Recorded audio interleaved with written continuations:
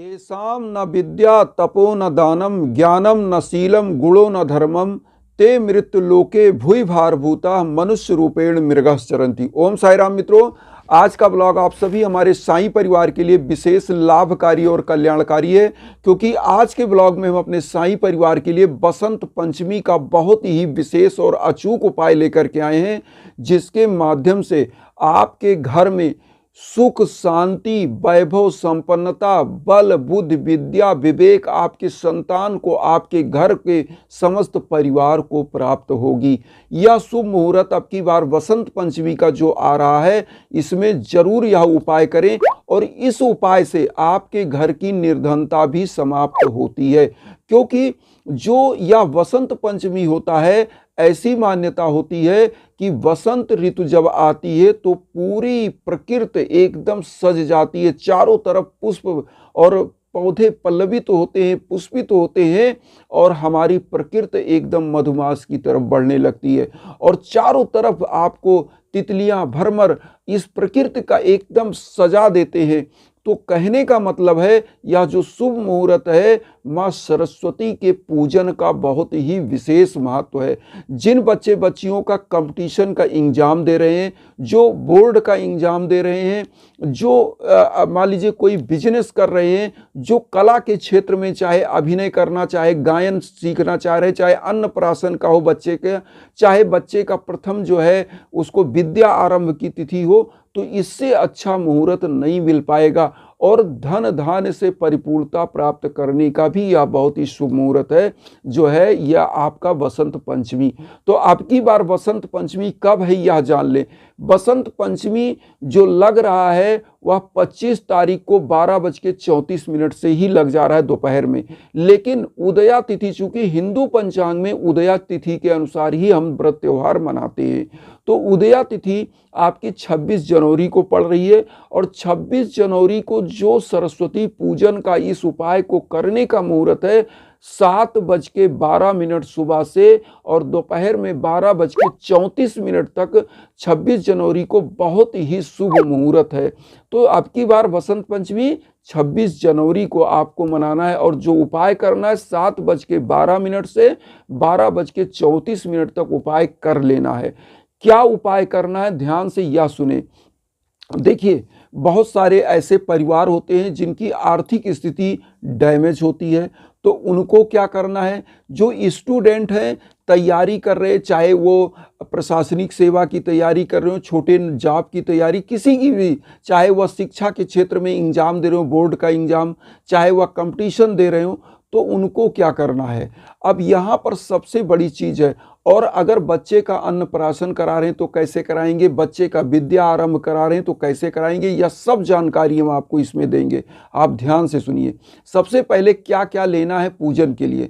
सबसे पहले आपको एक लोटे में जल ले लेना है, आम का पल्लो तोड़ लेना है और इस लोटे में आप कोशिश करिएगा कुछ द्रव्य डाल दीजिएगा, मतलब पैसे डाल दिए, सिक्के, 1 रुपये, 2 रुपये, 7 रुपये, 11 रुपये सिक्के इस लोटे में डाल दीजिएगा और डालने के बाद थोड़ा सा चावल डाल दीजिएगा इस लोटे में, आम का पल्लो डाल दीजिए, ऊपर एक कटोरी रखिएगा, कटोरी में चावल रख दीजिएगा, उसके ऊपर घी का दीप प्रज्वलित कर दीजिएगा और माँ सरस्वती का जो है आरती और गणेश भगवान की आरती पीले आसन पर आपको स्थापित करना है, क्योंकि पीले वस्त्र का, पीले वस्तुओं का इस बसंत पंचमी में बहुत ही महत्व होता है। क्योंकि ऐसी मान्यता है कि जो सूर्य होता है मकर संक्रांति के बाद उसकी तेज बढ़ने लगती है।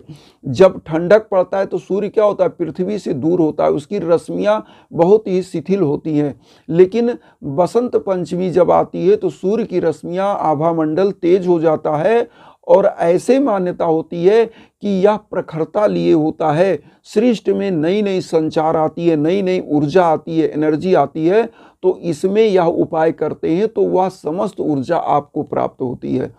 तो इसमें आपको मैंने जैसे बताया कि आपने लोटे के कलश में आम का पल्लो, उसमें कुछ पैसा डाला और उसके ऊपर एक चावल की कटोरी और एक घी का दीप प्रज्वलित किया और सब आपको सबसे पहले तो पीला चीज का, जैसे मैंने बताया, तो पीले आसन पर गणेश भगवान प्रथम पूजे, उनको स्थापित करिए और माँ सरस्वती की अगर मूर्ति, प्रतिमा, फोटो जो है उनको स्थापित करिए। और इस कलश को वहाँ पर स्थापित कीजिए सामने। और साईं बाबा के दिन, चूंकि अब की बार बृहस्पतिवार को पड़ रहा है, गुरुवार को जो बसंत पंचमी, तो साईं बाबा को भी स्थापित कर लें। ऐसी मान्यता है कि साईं कौन है? गुरु है। और गुरुवार को पड़ रहा है। गुरु कौन है? ज्ञान देने वाले, जो आपको अंधकार से प्रकाश की ओर ले जाएं। और अब की बार सरस्वती का पूजन कौन है? सरस्वती कौन है? जो आपको ज्ञान देती हैं, समस्त कलाओं में आपको परिपूर्ण करती हैं।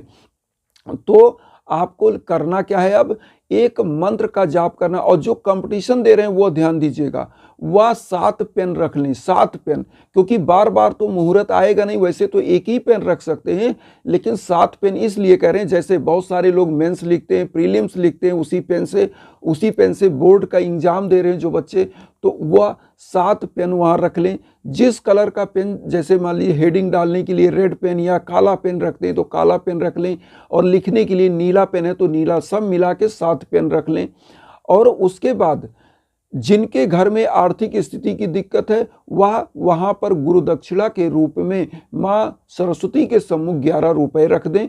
और उसके बाद एक मंत्र का आपको जाप करना है, ओम ऐं सरस्वते ऐं नमः। ओम ऐं सरस्वते ऐं नमः मंत्र का जाप करना, जो हम आपकी स्क्रीन पर दे रहे हैं। इस मंत्र का जाप करिएगा और 7 माला जाप करना है। और जो 7 पेन रखा गया है, इस 7 पेन को दाहिने हाथ से टच कर लें और माँ सरस्वती से यह बोलें। जो बच्चे लोग हैं जिनके यह उपाय उनकी माताएं भी कर सकती हैं, जिनके बच्चों के लिए वह कर रही हैं पेन रख के, या उनके पिता भी कर सकते हैं, या बच्चा खुद कर सकता है।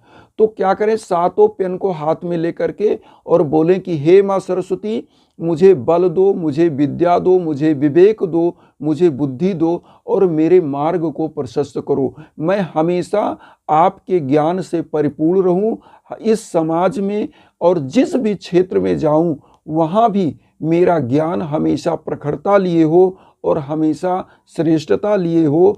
कभी किसी का गलत ना करें, हमेशा उन्नति की मार्ग पर बढ़ें। ऐसी संकल्प लेकर पेन को बोलने के बाद पेन को वहीं पर रख दें सरस्वती जी के श्री चरणों में। और उसके बाद क्या करेंगे? अगले दिन मतलब 27 जनवरी को इस पेन को हटा लें, और जो कलश आपने स्थापित किया, इस कलश को पूरे पानी को पल्लव से छिड़क दें।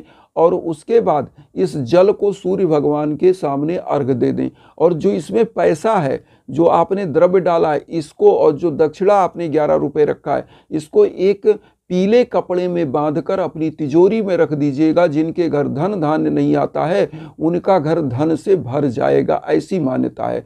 धन की बरसात होगी, क्योंकि माँ सरस्वती ज्ञान से धन लाती हैं आपके घर में। अब यहाँ अन्नप्राशन का आता है। अन्नप्राशन के लिए खीर बना लें। अगर बच्चे का प्रथम अन्नप्राशन आप करा रहे हैं तो खीर बना के बच्चे के जीवा पर थोड़ा सा लगा दें, और जीवा पर लगाने के बाद माँ सरस्वती के सम्मुख उसका माथा टिका के और उसके मस्तक पर चंदन लगा दें, पीला चंदन। और माँ सरस्वती को भी पीला चंदन उनके श्री चरणों में लगा दें।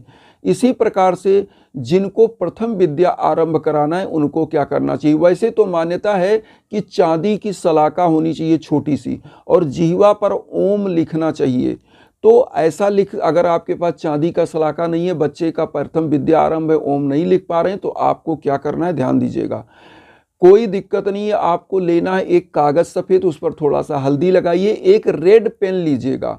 सबसे पहले किसी भगवान का नाम उस पर लिखाइए, जैसे ओम साई राम या श्री गणेशाय नमः या ओम लिखाइए। उसके बाद प्रथम अक्षर आ, छोटा आ, बड़ा आ, ये फिर ABCD आप लिखा दीजिए। इससे बच्चे का विद्या आरंभ माना जाता है। और माँ सरस्वती के श्री चरणों में उसका मस्तक जो है टिकाइए, और उसके बाद पीला चंदन उसको लगा दीजिए, तो उसका विद्या आरंभ माना जाता है। और ऐसी मान्यता है, जो आपके घर में बच्चे हों जो कमज़ोर हों पढ़ाई लिखाई में, वह गरीब बच्चों को अगर इस दिन विद्या का दान करते हैं, मतलब किताबों का दान कर दें सरस्वती को चढ़ा करके, तो वह निश्चित रूप से विद्वान होते हैं, उनकी पढ़ने में मन लगते हैं, उनकी जो ग्रह बाधा होती है, जो सरस्वती अध्ययन में बाधा आ रही है, वह बाधा समाप्त होती है।